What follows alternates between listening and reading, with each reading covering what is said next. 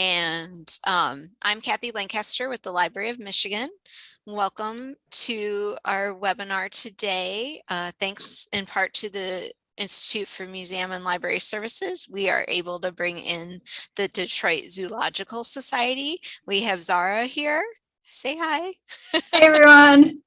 And if you did our Leap into Science cohort, you will recognize her from that because we have been collaborating this past year on Leap into Science, and we really hope that we can bring some in-person Leap into Science training out to libraries, for libraries in this coming year. So we'll be seeing a lot more of Zahrra with that, but today I'm going to hand it over to her to bring us Oceans of Possibilities with the Detroit Zoo.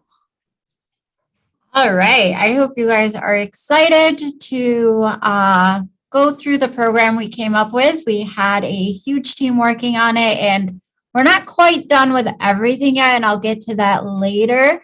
But you will be able to have access to everything after today, and hopefully you'll get to be part of our team as we collaborate on this. So I'm going to share my screen. If you want to turn off your cameras for this portion, go ahead. It'll probably be mostly screen time from here on out. All right. Let's do slideshow. So I don't really see everybody's faces. So if you have questions, you can drop them in the chat, or you could raise your hand and I think it pops up for me. But yeah, I'll be happy to take questions all throughout, although there is a dedicated space for questions at the end of the day today. So we're excited. If you don't know the Detroit Zoological Society, I think you probably are more familiar with the Detroit Zoo. That's actually the location that I'm based in. I work right in the middle of the zoo. If you've ever been to the zoo and have seen the water fountain, just know my office gets to overlook that. So that is the best part of working here, is the fact that I'm on zoo grounds all the time. And then we also run the Belle Isle Nature Center. And we are excited to be part of Oceans of Possibility and feature some of our animals here who call the ocean home in if they were to live in the wild. So my name is Zahrra Aljebori. I'm a senior education specialist here at the zoo. And I've given my contact information here. And again, Kathy's shared the slides with you. So you do have access to my email. Feel free to reach out with questions at the end of this training, or, you know, with ideas, or if you want to collaborate on something slightly different. I answer emails pretty fast. It's one of the things I do really well. And again, my pronouns are she, her, hers, and feel free to reach out. I'd be happy to work with all of you. So today we are going to be doing a lot. I'm going to try to introduce the program. We're going to talk about the different elements of the program. Properties of water, animal adaptations, and conservation. Those are the three big themes that we developed as we were thinking of what ocean programming would look like for all of you. And then at the end, I'll talk about more ways that you can connect with us here at the zoo, because we do love the neighborhood connections that libraries give us a chance to participate in, and that dedicated time for questions. So introduction. So when designing these lessons, we wanted to be sure to be flexible. I think you all have had to be flexible over the past 2 years, and will probably continue to be flexible going into the summer. So we wanted to make sure that the lessons were simple, that the materials were simple, and something that you could potentially make into a kit and send back to people to check out. And, you know, if things don't come back, that's okay. You haven't lost anything super expensive or super hard to replace. We also wanted to make sure that they were adaptable for different ages. You know, you guys see families typically, and families don't come like grade levels do, where all the kids are around the same age and skill level. So we wanted to make sure that, you know, you could do it in a lot of different ways with different kids. And then we wanted, again, the ability to have lessons that could be hosted at the library or at home. So if you wanted to host something inside the library as station-based, you'll be able to, if you want to make it something over Zoom calls, And then, the people are doing the activities at their homes, you can do that. So we just wanted it to be as flexible as possible, and hopefully we've achieved that. And if we haven't, and you want us to make some slight adjustments, or you want us to think through some adjustments with you, feel free to reach out as far as that goes. We also thought of these 4 C's while we were working. We wanted to be able to give students or give participants a chance to share thoughts and ideas and think of solutions. We wanted it to be something where they're working together, and that critical thinking and creativity, obviously. And then this one isn't on here, but a few of them have elements of competition too. So really 5 C's.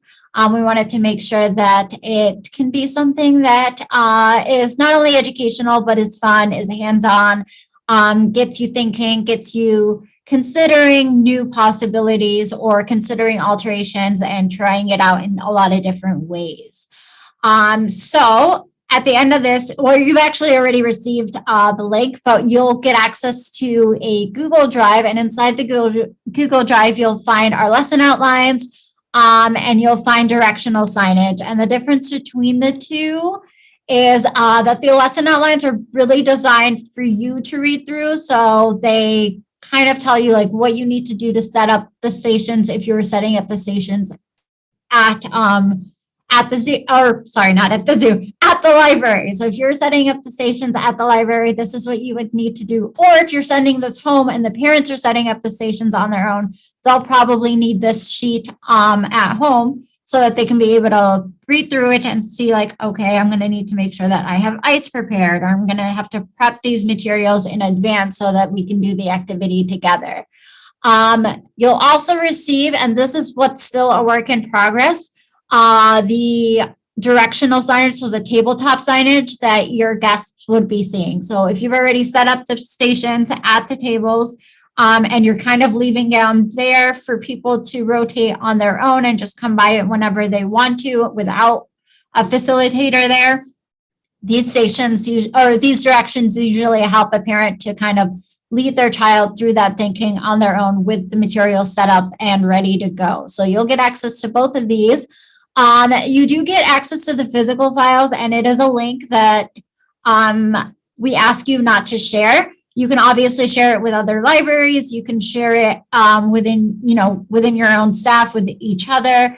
But if you are sharing it with parents, we ask that you print it out and give it to parents instead of sharing it and giving them access to the folder, because we're going to be making changes throughout, and it would be better if they just had physical copies as opposed to having access to our Google Drive.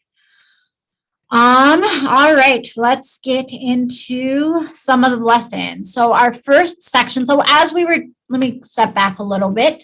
As we were thinking of designing of the lessons, we thought about what makes the ocean important. What can we do as a zoo, to make it more exciting to learn about the ocean? And what are some issues of conservation that we want to talk about when we're discussing the ocean? And we came up with 3 different themes, and we thought about maybe offering one of each theme and giving it to you. So you getting 3 activities, and we were like, no, let's just do 3 of each of the themes. So that way you have the option to run it as 3 different programs. One focused on properties of water, one focused on, I guess I should step back all the way. One focused on properties of water, one focused on sustainability, and one focused on animal adaptations. Or you can pick and choose. So you can decide to pick one from this section, one from another section, one from a third section, and do it that way. Again, we never came up with one activity or one program outline, because we do imagine that your program is going to be unique to you and is going to be set up the way you want it to. But each section will include 3 lessons. So in this lesson, or in this theme, properties of water, we have ocean waves, where they'll be creating a craft that really looks at capillary action in action. There's an activity that looks at cohesion and adhesion, with drops on a penny, and then you have sink or swim. where they get to compare the ocean's density to fresh water. So these are the three sections for this, or the three lessons for this section. With each section, we'll also give you some book recommendations. So for here, we did Water Can Be and All the Water in the World. Obviously, you don't have to use these two books. You can use the books that you feel comfortable with, or books that you have in your library. Both of these are focused on the water cycle. So they're not quite talking about the properties of water, but I couldn't really find any great books that discuss cohesion and adhesion and capillary action. But these are books that we think do a really good job of talking about the water cycle in a way that's exciting. So I'm going to stop sharing this just so that we can go to the lesson plan, so we can go through all the lesson plans. So for properties of water, we said drops on a penny.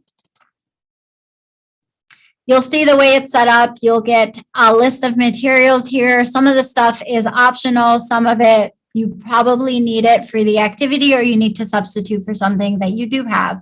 And then you'll see the skills that it highlights. This is also something that we like to share with both parents and other educators, just to see why they're doing the activity the way they're doing the activity. So for this one, we're talking about making and testing predictions, fine motor skills, and making observations.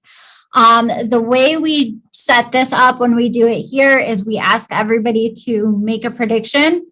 We write down those predictions, and then we do the activities, and then they mark down their answers. And if you want to take it up a notch and increase the math in it, you can also have them graph it, or you can offer offer parents the chance to have their students work on graphing. So you take a math activity and you turn it into, or you take a science activity and turn it into a math activity by looking at graphing and comparing lines between your predictions and the results. In each section, we'll have guiding questions. Again, this section will be on the directional signage or the tabletop signs that people will see, so that you can use these questions to facilitate learning. So if you are running this activity with one of you as facilitators, these questions we think are a good chance to build on those 4 C's of creativity and collaboration, and just making sure that they're using their critical thinking skills, and that it's not just an activity for activity's sake. And then we also have how it works. So each section will have the science behind it with the vocabulary highlighted, and this gives you a chance to if you're not very familiar with the subject and you want to be more familiar with the subject, you can look it up. If you don't want to do that, then an explanation lives there, and you can end it with, well, this is what it's saying. If you want to explore more, you know what words to find, so it gives you a starting point. Each section or each lesson also includes a continue exploring section. And this is ways to take it another step. So you can, for this one, we said, like, next time it rains, watch the raindrops on a window and see where there are adhesion and cohesion forces as the water's falling down the window. You can kind of observe that. So if it is a rainy day at the library, this is a cool thing to set up and have people just watch the raindrops and see how they kind of come together in some points. Maybe even veering off that straight point to come together because of those adhesion and cohesion forces as they fall down. So that's this one. Let's escape. Another one from here is the ocean wave. So this is more of a craft that also includes some educational components to it. So let me just make it a little bigger so you guys can see slightly better. But again, coffee filters, markers, pipettes, all of those are things that are readily available. Pipettes is probably the hardest to find, but they are available on Amazon for not a ton of money, or eyedroppers also work just fine. Again, those skills, the directions. In this case, it's just all about watching how water is able to dissolve things. So water is really good at dissolving things, and that's actually how the ocean is made. Salt is dissolved in the ocean, giving you salt water. And then the capillary action and water's ability to kind of move through things, like, your shirt or a piece of coffee filter and stuff. And they can kind of create something that looks like an ocean wave. We suggested shades of blue, green, or purple, but again, you can use whatever colors you want, and give them a chance to create something called, create an ocean to take home. We haven't included this on here, but you could also include animal cutouts to add to their oceans, and then it becomes a cute craft that also teaches some science concepts. Again, there's some continue exploring. Permanent markers don't dissolve, so you can talk about what dissolves and what doesn't. You can talk about how you pour things on plastic and it won't go through because plastic is not porous the way like cloth is. So there's a lot of different ways you can take this lesson and or use it in different ways for your students. And let's see. Let's go back to the last one, and that's sink or float. And this one is one of my favorites because kids really love to play with water, and this gives them a chance to really play. And it involves creating 2 buckets, one filled with salt water and one filled with fresh water. So the water that you find in our ocean, in our lakes and our rivers, mostly the water all around Michigan. And observing how things behave differently in saltwater as opposed to freshwater. So we have different containers. Again, we've suggested things, but definitely look around like your craft closets or craft supplies, see what you have, test out a few. The idea is to find some things that float, some in both, some things that sink in both, things that float in one and sink in the other, just so that you can get the conversation going. It goes into the guiding questions and all of that, but basically they're testing out materials, and what they'll find is that things float a lot easier in saltwater than they do in freshwater because the density of saltwater is higher, because there's more stuff in saltwater, right? There's that salt that adds to the density, whereas freshwater is just water and has a density of 1. So it gives you a chance to kind of see this discrepant event as you put, the same bouncy ball in 2 different containers and see different results and start to think about why that is. Back to my slideshow.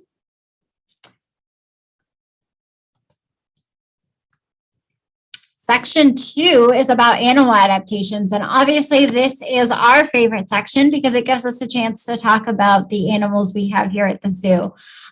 So we have only 3 animals that live near an ocean here at the zoo, actually. Most of our animals are animals that either come from freshwater areas or from land. But we do have sea otters, polar bears, and penguins. So we wanted to give you guys a lesson on each so that you can have a chance to talk about the 3 animals here at the zoo and do an activity around them. So going back to our lesson plans, sea otters is a craft really that goes really well with the book that we recommended. So this is like the only chance where this is the only book where I'm like, you really should, if you're doing this activity, use this book because it talks about how sea otters float away in the ocean. So they spend a lot of their time sleeping in the ocean, and they can actually float away in the ocean, but they have this really cool adaptation that they've learned or behavior adaptation over time that they've learned, where they'll wrap themselves up in the sea kelp that's in the ocean, and that prevents them from floating away. So, reading the book, talking about how sea otters float away, gives you a chance to do this really cute craft. This is also a really good opportunity with your older students to talk about how a lot of the sea otters that live in zoos and aquariums are rescued because something like this happened to them. The 2 here at the zoo actually floated away or were separated from their mom. We don't know if it happened overnight, but they separated in the ocean from their mom and washed ashore at a different spot, and they were unable to successfully reunite them. So all of a sudden you have these baby otters that need a place to live because they're not equipped to go into the wild on their own. And zoos kind of fill that void and are able to provide care for them. We have 2 otters, and there's a lot of zoos who take in otters, but honestly, this is a major issue with otters that affects so many that there's almost not enough spaces for them because it happens so frequently. These, with storms, otters often get separated from their parents, and it's so sad, but it does happen. And it's nice that we as a zoo are a place that is equipped to take on some of these guys and give them a home after a sad start to their lives. Hey, Zahrra, we had a request. Can you zoom in? Because Oh, yes. Yeah, awesome. Thank you. Yeah, sorry about that. I'll probably have to keep zooming in, but I will be sure to.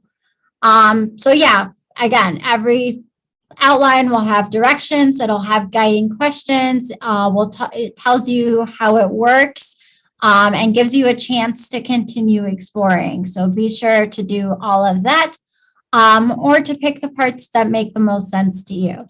For how penguins stay dry, this is another activity for our for our adaptation section. This is actually a physical adaptation here that looks at how penguins stay dry. And it also gives you a super cute craft that you can make with your younger students to take home. So you're basically creating this, and then you're using a waxy crayon to color in all the feathers and give them that waxy layer that penguins have that prevents water from being absorbed by their skin and keeping them dry in the Antarctic. So again, you can go through the materials, the skills, the directions, the guiding questions, and then the continue exploring. So again, penguins are not the only animals that do this. You can definitely look for others that have this. And then you can also look at a few books. This is another book that I do like. Let me see if I can go back to over here. Peggy gets a new set of feathers. So the 2 books here are Goodnight Little Otter and Peggy Gets a New Set of Feathers. And this is about how penguins molt every year. So they'll lose their feathers. And during that time, they do stay away from the water until they're ready to grow in new feathers and are waterproof again. You'll notice here that I did not suggest 3 books. I could not find a really good polar bear adaptation book, so I'm going to leave it to you guys, the experts. So if you come across something that you think works really well, feel free to share it with us because we've looked for this in to use in various different programs, and we haven't really found a book that we're like, this does a really good job of talking about polar bear adaptations. Going back to the polar bear paw activity.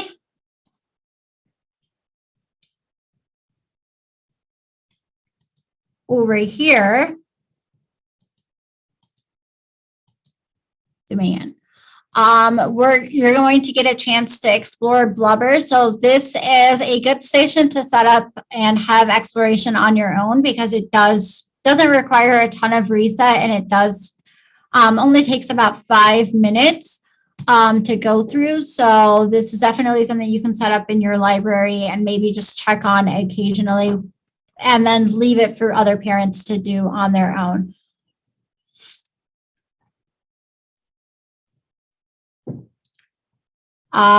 So you'll see here, again, polar bears are not the only animals to rely on blubber. So we focused on polar bears because that's what we have here. But if you're doing this in your library, you can get together a bunch of books about seals, about whales, and about a few other animals who use blubber to stay warm. And you can do a whole activity about staying warm through blubber, or animals that stay warm through blubber. And this could just be one example of it. Going back to this. All right. Our last little section is conservation. And the lessons here do take a bit longer. So honestly, I can imagine each of these being their own workshop along with a story time. Or I can imagine them being like something as a kit that to take home. I don't really see these probably take longer than the 5 minutes that the other lessons would take to go through. Because they do involve a little bit more critical thinking and a little bit more of engagement from the students. So let me just go through the 3 big activities, and then I'll show you the outlines in a little bit. So oil spills are something that are probably a very important, like a leading cause of animal or pollution in oceans. So a lot of animals have to deal with oil spills. They happen fairly frequently. And a lot of animals die because of it. So this is a chance to explore what happens and how cleaning them works, and just introduce that topic that oil spills do cause animals to die.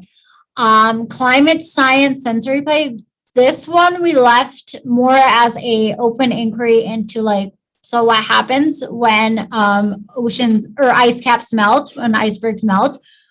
Just because it is a big topic, and I'll get more in depth into it in a little bit. And then designing a water filter gives students a chance to come up with a way to clean out pollution in the oceans. This one's probably of the 3, the one that works best with younger audiences. Whereas this one for sure probably works best with 3rd, maybe 4th grade. This one, kindergarten, and then this one, depending on how you set it up, can work for either really young elementary students or for older ones. So let me escape this and then go back to our lesson plans, and then I'm going to go through the oil spill activity. But basically what you're going to want is some feathers, some oil, some water, and you're going to create. Actually, let me escape that and zoom in so that you guys get a better view. They're going to explore the feathers on their own, dip them in water, try to observe how feathers, even plucked from the animal without the secreted oils, are still capable of some water repellent behaviors, and then see how that comes apart when you introduce oil to the water. So they'll get to go through all those steps, go through the steps of cleaning out those feathers, and see how sometimes it's not possible, that there's just so much damage done to the feathers that if the animal was to be put back in the water, those feathers are just no longer capable of providing the protection that they did before, and they probably have to wait for an unnatural molting season and remain out of the water in order to survive. As far as how it goes with oil spills, being covered in oil, that definitely is not the greatest feeling in the world. If they were to take it into their bodies, that's also something that harms them. But the really biggest concern with oil spills is the insulation. So feathers provide insulation for animals. And when you when an oil spill is created, it really affects their insulation and leads to hypothermia and eventually death. So animals, it's not even something that happens very quickly, because it is it's over, they're basically freezing to death, which is not a great way to die. So again, continue exploring here gives some community action ideas, and gives them, and before that, they'll have a chance to see how oil spills have an effect on feathers. And, maybe they can start thinking about how that affects other animals that live in the water, whether it's fish or crab, and explore that. Sorry, I'm trailing off. For water filters, I mentioned that this one works really well with younger audiences. And basically what you're asking kids to do is to be problem solvers and find a way to filter out pollution from the water. You know, plastic pollution is a major issue that affects so many different animals, whether they're ingesting the plastic or whether they're getting caught up in it. It's affecting them in multiple ways. And this is something that doesn't just affect the oceans. I know our theme is oceans of possibility, but this is also something that happens right here in the Great Lakes. You drink something and you throw the bottle down and it ends up in the oceans, or the little hangers on sodas, just so much different plastic that ends up in the ocean and is found in animal stomachs. It's found wrapped around them. With older students, if you were to do this for teens, you definitely can include some of the pictures that really make a huge impact in terms of what plastic pollution does to animals, because you'll find some really sad things out there.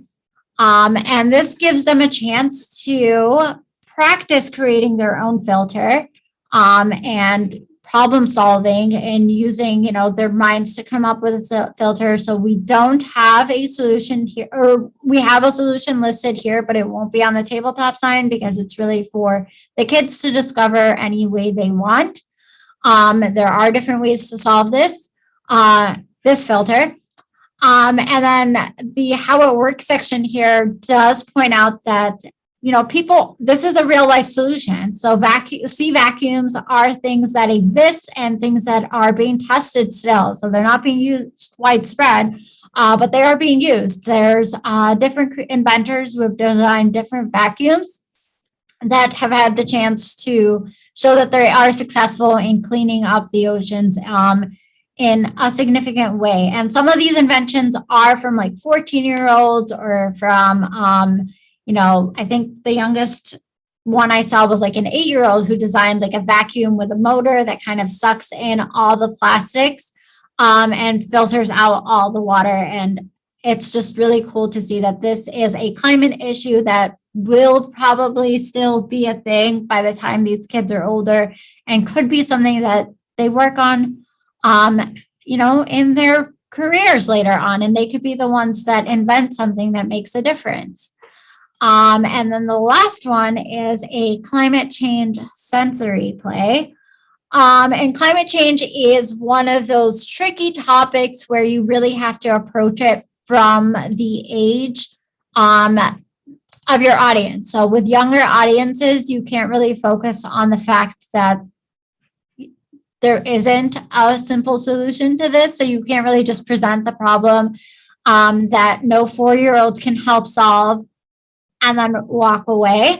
But you can show elements of it and kind of get the conversation started that they can build on later on in life. So climate change isn't something you explain all in one go, but it is something that you can start the conversation early on in a way that's fun, that adds some reverence to the animals that live in the spaces that are being affected by climate change now, even before you get to the human effects.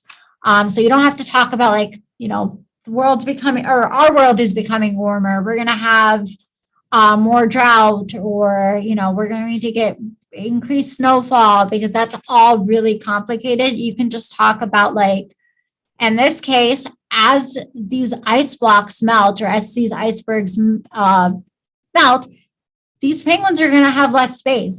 You will see over time that more and more of this space down here is going to be covered in water, and eventually it's going to start going up into the rocks here and taking away some of the habitat space for these penguins.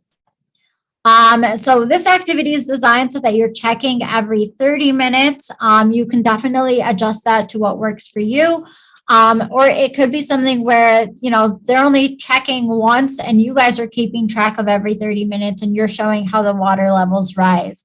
And giving that reminder of how to teach climate science in a way that makes sense to these younger audiences, just talking about like the loss of habitat space, right? Like penguins hunt or, they look for fish in the water, but they're away from predators on land. And when they're on land, they don't have to worry about predators. So if they're losing some of that land space, then they're being hunted more frequently, or they have to be on alert more frequently. And that's not an ideal situation for them. Going back to our slideshow, I want to share some books with you. Again, we have Rocket Says Clean Up that talks a little bit about the oceans. This is a great book that we really love and we use in our summer programming.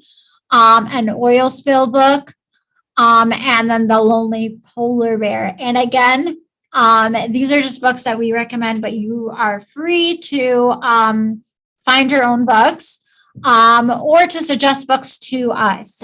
So if you find a book that you're like, we use this book with your lesson and we thought it was really great, I personally would love that information, and I would hope that you would share it with us.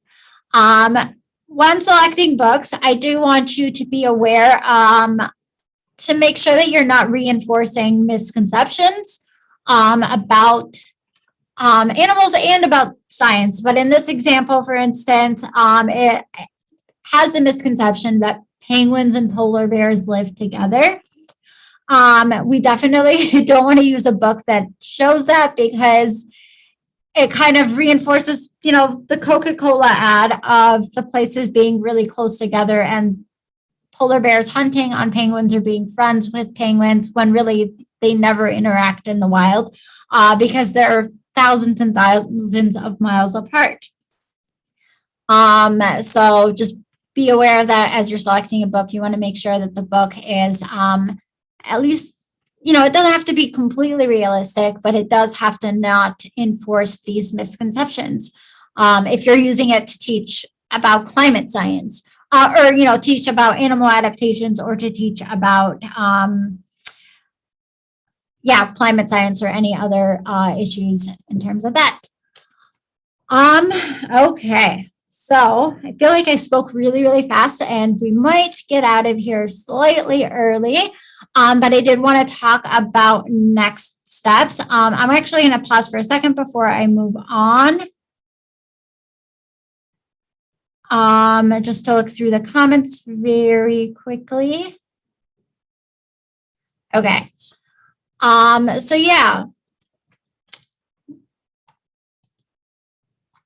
Next steps, I will go back to that other page because it's supposed to be after this one. So along with this webinar that Kathy helped set up, she also asked if we would be interested in holding some live Zoom calls from the zoo, and we would be. So we still haven't set the dates or anything like that, but we are planning to host 2 live sessions that all libraries throughout the state of Michigan can share with their guests so that they can log in and talk to either an education staff member or a zookeeper out in the zoo. So we're planning on 2 just because our penguins are at one building. And so we'll do kind of the Antarctic with the penguins, and we'll do a live from the penguins.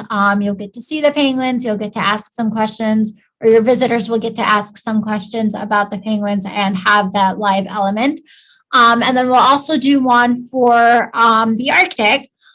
So our polar bears and our sea otters from the Arctic Ring of Life. And once we have those dates, Kathy, I'm sure will share them all with you. And we hope to see you and your readers there because they're really great chances to interact with our experts and ask all your burning penguin, polar bear, sea otter questions.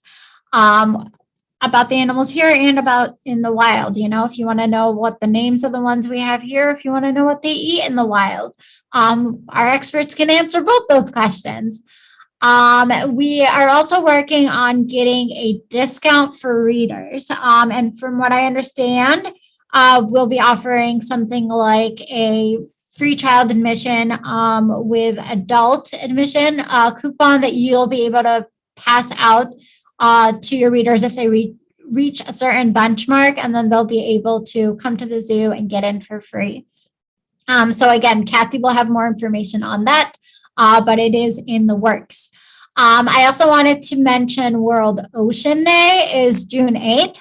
The slideshow was actually something I borrowed from World Ocean Day. They had the template and I loved it, so I took it because they allow you to. But we here at the zoo celebrate World Ocean Day every June.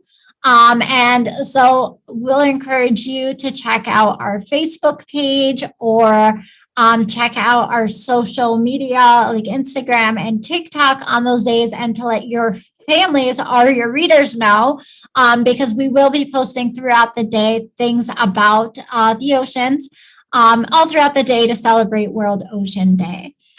And then, I've given you a few activities, but more of these outlines exist on our website, both about oceans, about ocean animals, and about other topics. So be sure to check out the DetroitZoo.org and hit up the education page. You'll be able to find lesson outlines about a variety of different animals that are constantly being updated. I think we're going through very heavy editing phase right now because a lot of these were written in the pandemic, and we're finally have the time to go back and make improvements, but that is a place you can check out.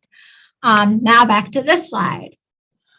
I really would appreciate it if you shared your program details with us. So this isn't something that's required, but I would love to know what parts of Michigan are doing elements of our programming and are using it with their families, and how many people you've worked with.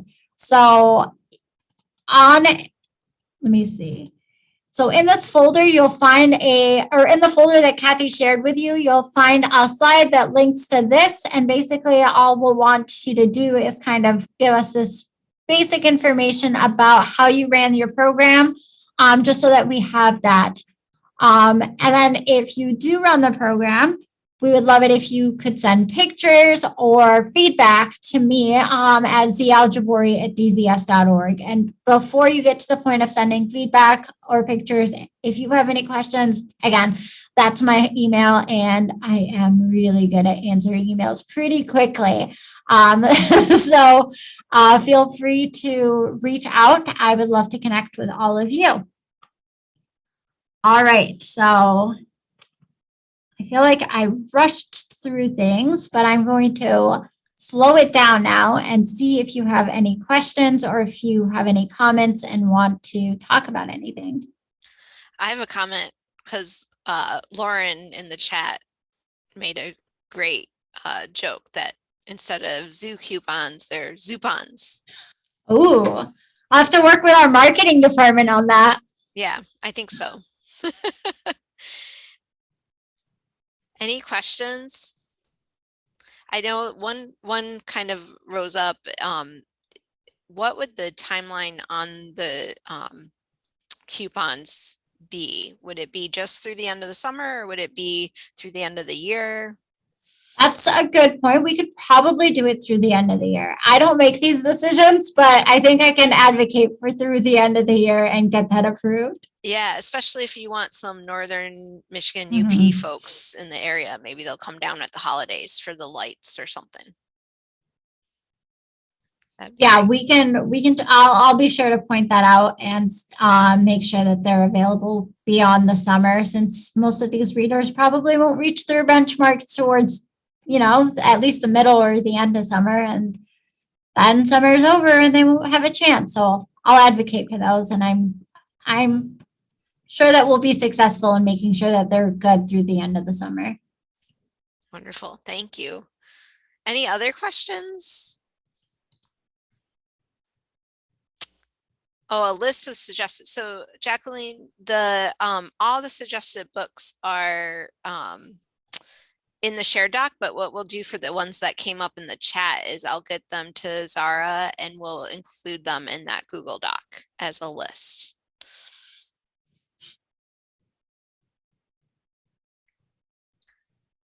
Lots of great comments. Thank you for all the super helpful resources.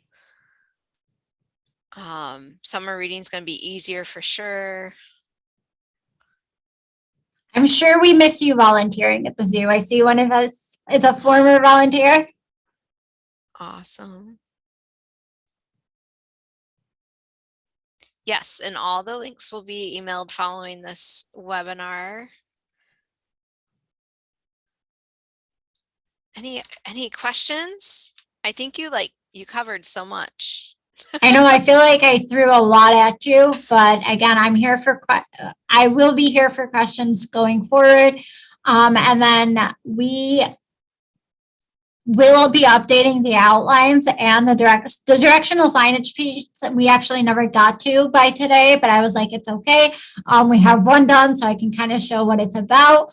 And we'll kind of work on it since this is a summer program. We will hopefully have them done by summer. Wonderful. Yes, you can definitely print them out and post the information. Definitely, if you're making kits, you can print them out and send those home. We would be fine with that. Yep. I guess the only reason I didn't want links shared is because you can make copies even if you can't edit, and then you can kind of remove logos and stuff like that. But otherwise, definitely feel free to distribute those. Awesome. Thank you so much. I think you just made everyone take a deep breath and feel like they have things already set to roll out this summer now. Thanks to the I zoo. hope so. I hope you guys have a wonderful summer discussing the oceans.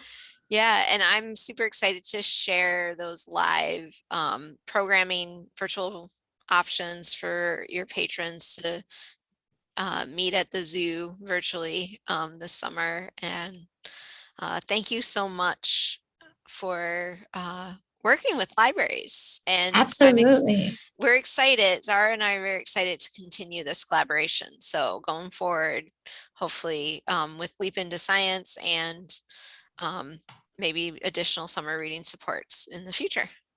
I guess the last thing I wanted to share is I know a few libraries have reached out about like in-person programming. Obviously, those libraries who did reach out are the ones that are more closely related to the zoo.